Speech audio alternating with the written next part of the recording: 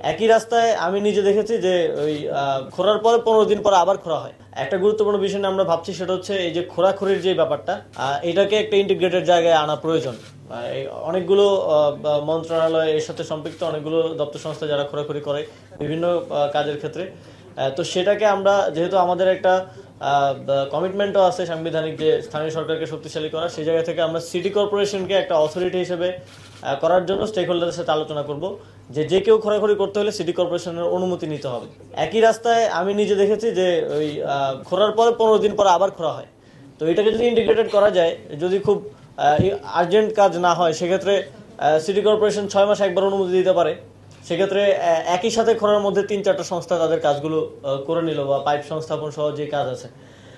তো এটার জন্য স্টেক হোল্ডারদের সাথে আমরা আলোচনা করব। পানি ছিটানোর পরিমাণ কিভাবে বৃদ্ধি করা যায়। এখানে দেখলাম যে 540 ট্রাক আমরা পানি ছেটাই মাসে। এটার পরিমাণ বৃদ্ধি করার দিকে মনোযোগ দিতে হবে। এটা আমরা পরিমাণটা বৃদ্ধি করব।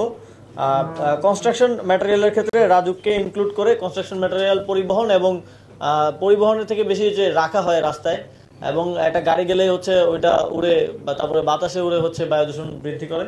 তো এটা রাজুককে ইনক্লুড করে এই কনস্ট্রাকশন ম্যাটেরিয়াল যাতে কাভার্ড ওয়েতে রাখা হয়, এটা সিটি কর্পোরেশন থেকে আপনারা দায়িত্ব নিয়ে এটা নিশ্চিত করতে হবে। ঢাকা শহরে যে খাস জমিগুলো দখল অবস্থায় আছে, সেগুলো হচ্ছে পুনরায় আমাদের কর্তৃত্বে নিয়ে পার্ক, খেলার মাঠ করে সেগুলোকে সংস্থাপন করা। এবং আমরা যদি এটা করতে পারি, তাহলে অনেকাংশে বায়ু দূষণ রোধ করা সম্ভব।